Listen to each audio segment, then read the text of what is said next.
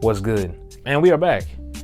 NBA playoffs are in full swing. We are now entering the game twos for a lot of these series, west and eastern side, right? There's been a lot of conversations to be held and had about a lot of these games. So I'm not going to go into too deep about a lot of these. I'm just takeaways, from what I've noticed so far in these first round matchups in the NBA playoffs. And yeah, I'm just going to share my thoughts about them real quick, man, because there's a lot to talk about. Before I get into my spiel on how I feel about the first round of the NBA playoffs, please subscribe to the channel, like this video, turn on post notifications, and also please just comment down below your thoughts about how the playoffs are shaking up so far. All right, let's start off with last night's matchups between the New York Knicks and the Cleveland Cavaliers, and also the Phoenix Suns and the Los Angeles Clippers. Now, I won't spend too much time talking about the Boston Celtics and the Hawks. I mean, the Hawks are going to get swept. Boston pretty much handled business once again. They're going to head back to State Farm Arena and they're going to handle business, and they're going to make it a quick series, right? So I don't want to spend too much time talking about the Hawks and Boston. That's going to be a quickie, right? But let's focus on the Cleveland Cavaliers and the New York Knicks, because I have my takes about the Cavaliers and what they needed to do in this game to win. They needed better performance from Evan Mobley, Darius Garland to help go alongside their, running mate, one of the best player performers in this modern era of basketball, Donovan Mitchell. And Darius Garland had a hell of a game, right? He had 32 points, shot 8 for 17 from the field, hit a couple threes, right? Had some assists, was out there making it look real easy. He played with a lot of pace and confidence, something you like to see from a guy in his second career playoff start. Evan Mobley still looked pretty shaky offensively, but he did a good job of being a rim protector, a perimeter defender, and he held Julius Randle to a low scoring game as well. Jared Allen chipped in, gave you like 9 points, grabbed some boards. And also, I spoke about this a lot. The Cavaliers got some bench help. Karis LeVert gave you 40 minutes, but they gave you 24 points, something they needed in this game, right? They needed a spark off the bench. And shout out to the Cavaliers, but they responded well in this game. And, they were hitting shots when needed to, right?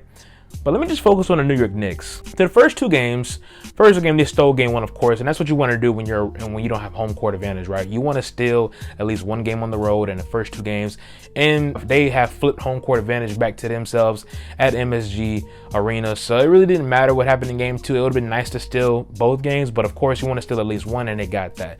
But I noticed one major thing about them so far in the playoffs. They're having a very tough time shooting the basketball. I'm looking at the stats right here.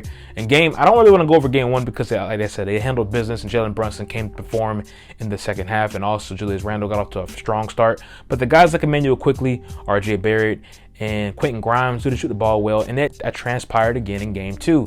I'm looking at the stats right now. Field goal percentage for the New York Knicks, 36% from the field, and they shot 24% from the three-point line, man. They hit their free throws, of course, but that's what really kept them in the game. But, they got blown out. They got beat by 17 points tonight, and they couldn't hit shots, right? They pretty much played clean basketball after looking at the stats, man. They just couldn't shoot for anything. And I'm worried about that because the New York Knicks, they have a top 4 offensive rating in the game, and they were knocking down shots this entire season. So to have back-to-back bad shooting performances should be a little bit alarming. Now, the bright side is you're heading back home. And of course, when you're at home, the starters and role players play a lot better, and you're going to shoot a lot better in your home arena, right? Emmanuel Quickly is going to play better. Quentin Grimes is going to go 0 for 2 from 3, right? You would hope RJ Barrett shoots better as well. And also, you need Julius Randle to come up and pick up the pace, right? He had 22 points tonight, but he was 8 for 20 from shooting as well, which is not bad. But Jalen Brunson had 20 points, I want to say. He didn't shoot the ball as well either. So you want your two main options to score better, more efficiently, and you would hope that happens in game 3. But that's just my takeaway on the New York Knicks. They had to shoot the ball a lot better because the Cavaliers responded back after that punch in the mouth in game 1. I like what I saw from them, but the Knicks need to shoot better for them to win the series. I still believe the Knicks can win this series in 6. But man, they don't shoot the ball well in these next few games, it could get weird for them. Moving on to the nightcap, you had the Clippers going up against the Suns in an epic game 2 matchup. And this game was really fun up until about the fourth quarter, right? This game was relatively close up until then. Chris Paul closed it out in that fourth quarter. DeAndre Ayton had a good game. Devin Booker, hats off to them. He was the player of the night outside of Kawhi Leonard for the Clippers, and I'll get into that in a second. But Devin Booker played phenomenal. I think he finished around with 38 points, had his assists, had his rebounds. But collectively, he was a lot better in regards to his performance in game 1. But I will say, man, the Clippers Russell Westbrook and Kawhi Leonard, they're here to play, man. They've been playing some good basketball these first 2 games. Kawhi Leonard arguably looks like a top 5 player once again in these playoffs, and he's been doing this thing against, Kevin Durant. Kevin Durant's going to do whatever he wants on the court, but he's definitely making it hard for him, and Kawhi is making it look effortless out there, man. He shot 11 for 20 from the field, 3 for 5 from 3. He played good basketball, gave you 7 assists, 8 rebounds. He was collectively putting in good effort. Russell Westbrook gave you 28, 5, and 6. He was there to play as well. The biggest takeaway, though, I think in this game too, you saw that the Clippers don't have enough right now, right? They were able to hide those deficiencies in game 1 because they just solely outperformed their starting 5 for the Suns. But tonight, the Suns starting 5, I mean, they were all in double figures, right? That bench, of course, for the Suns didn't really do much, but CP3, Devin Booker, DeAndre Ayton, Kevin Durant, right? They all played good. And also, once again, Torian Craig, their 4th guy, a part of their rotation, gave you 17 points. So they got some major contributions from the starting 5. But for the Clippers, they should be okay with going back to LA 1-1 as well. They have home court advantage still. Defensively, you would just hope this team plays better. You need a better performance defensively from guys not named Russell Westbrook and Kawhi Leonard. Moving on to another series that's pretty much dead, but it does have some questions in my opinion. The Brooklyn Nets going up against the Philadelphia 76ers.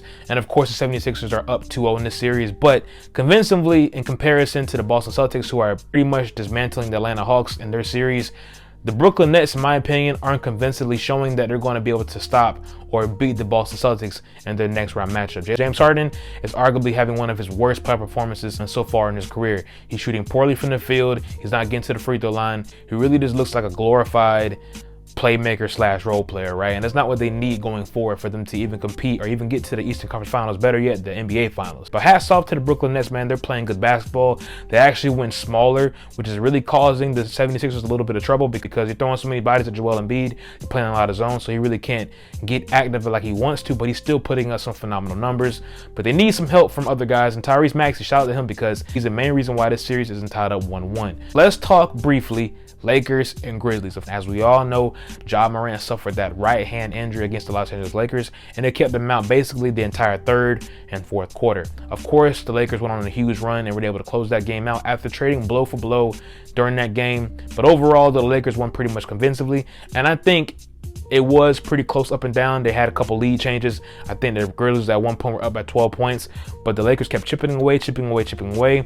Austin Reeves played amazingly in the starting lineup. Rui Hachimura came off the bench and played amazing as well. Dennis Schroeder gave you some good minutes, and you still got some good production out of LeBron and AD. And even though LeBron doesn't look like LeBron right now, he's still getting his legs under him coming off that ankle injury he suffered. I do expect LeBron to play better collectively, but he's still giving you 23, 10, and 8, right? He's still putting up some good LeBron James numbers. But AD, he's the focal point in the series, and he has been lights out defensively. I mean, you can make the case that he is still, outside of Draymond Green, the best defender in the NBA when he's on the floor because he had 7 blocks while also messing up his shoulder or arm, having to go to the locker room for a brief period of time.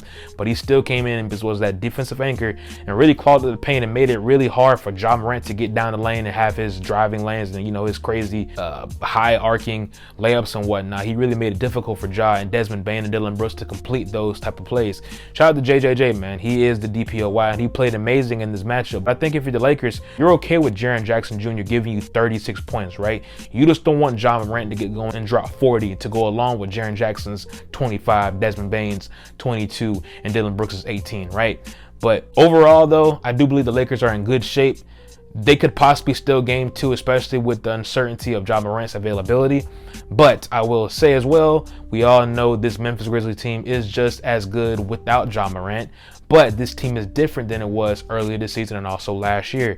There's no Brandon Clark. There's no Steven Adams. There's no Kyle Anderson from last year's team. There's no DeAnthony Melton. So this team is missing a lot of core guys, and I think he's going to come back to haunt them as we see in the playoffs right now because they're not as deep as the LA Lakers. The Lakers have at least a 9-man rotation, especially if you can get someone like Lonnie Walker involved in these playoff series as well. So I'm not going to lie to you, man. I like the Lakers to steal game 2 as well and head back to LA up 2-0, especially if Ja Morant's not playing. If Ja Morant is playing, I don't even know how much of a threat he could be because he hurt his right hand. As we all know, Ja Morant is a right-handed player. So I think this favors the Lakers a lot. You never want to see a player, especially a star player, get hurt in a playoff series. But unfortunately, for the Lakers' championship hopes, you need all the help you can get. And also, one more series I forgot to mention before I get into the Warriors and Kings, the Heat and the Bucks.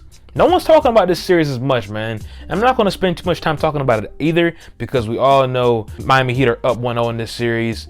The Bucks had a major injury, and someone like Giannis Antetokounmpo to possibly just hurt his, I want to say, butt area, right? He landed really hard on his backside, and he might have like a butt bruise.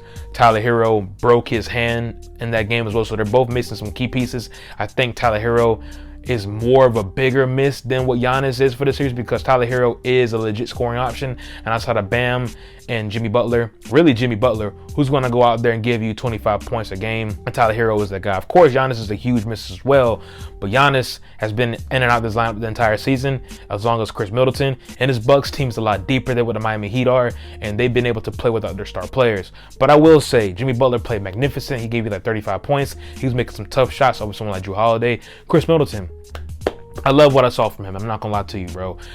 The fact that Chris Middleton gave you 33 points, and we've been talking about Chris Middleton as, is he still that same player?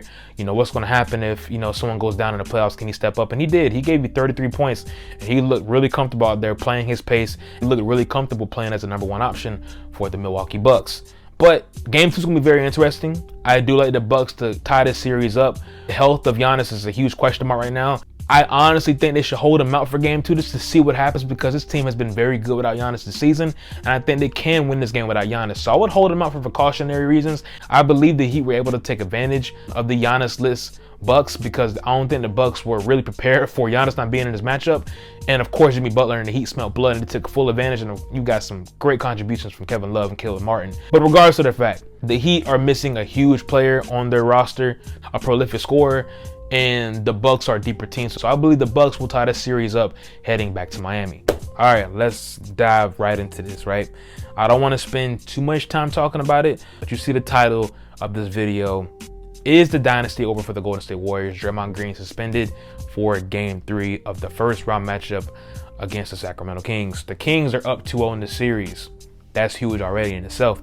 They took care of home court advantage. Now, in my personal opinion, I did have the Golden State Warriors to win this series in 6, and I had this series being 1-1 heading back to Chase Center. Now, them being down 0-2 is not cause for concern quite yet, but I will say, as you know, a lot of people in the NBA will say, and also if you're a historian of the game, the series is a start until the team with home court advantage loses. But man, it's looking very nice for the Kings right now, because Draymond Green, according to Shams, is suspended for game 3.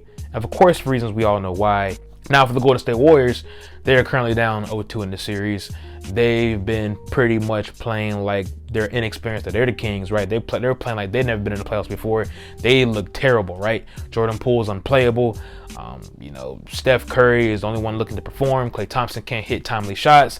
Andrew Wiggins doesn't have his legs all together yet, even though he is the second best player on this team right now, it seems. And Steve Kerr is getting extremely outcoached by someone like Mike Brown. I believe Steve Kerr is really overthinking everything when it comes to this game plan against the Sacramento Kings. And plus, let's be honest, the Warriors don't have the bodies to match what the Kings are putting on display. The Kings are a deep team. The Warriors are not, right? Jonathan Kuminga and Jordan Poole are your 6-man guys, right? Jordan Poole is really a starter, and he is playing terrible, right? And even if he's on a bum ankle, he is still playing bad basketball. Jonathan Kuminga got a lot of minutes this season. He's playing bad basketball, right? And you don't have any other bigs outside of Draymond and Kevon Looney. So with Draymond being suspended for game 3, you're going into this matchup very small. So they're more likely going to start Jonathan Kuminga at the power forward spot. So that means he'll be having to guard Sabonis a lot at times. That's not a recipe for success.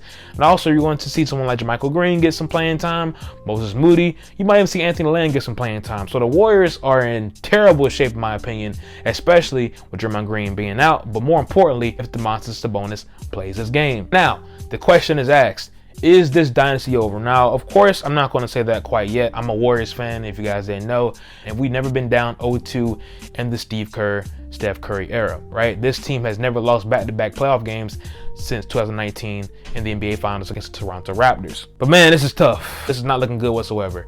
The fact that your third best player on this team, right, the best defender on your team, the anchor, the connector, you know, what he does, the heart and soul for this team, is out in an important game 3 matchup that you need to desperately win. If you don't win game 3, you might get swept. All in all, though, it's not looking good for the Warriors whatsoever. They have a huge task to complete on Thursday, and I will be tuned in, but man, it is not looking pretty. But anyways, man, thank y'all for tapping in and listening to me give my quick recap of the NBA first round playoffs so far. It's been exciting. I love what I've been seeing from a lot of teams out there. A lot of teams have been surprising, like the Sacramento Kings. They've been playing with so much heart. I must tip my hat off to them, man, because they've been amazing so far in these NBA playoffs. But like I always say, please comment down below, subscribe to the channel, turn on post notifications, and like this video. Please like this video because it does so much for the algorithm. You liking this video pushes me out to more YouTube viewers. That'll be a big help for me in this channel. Until next time, that's a wrap.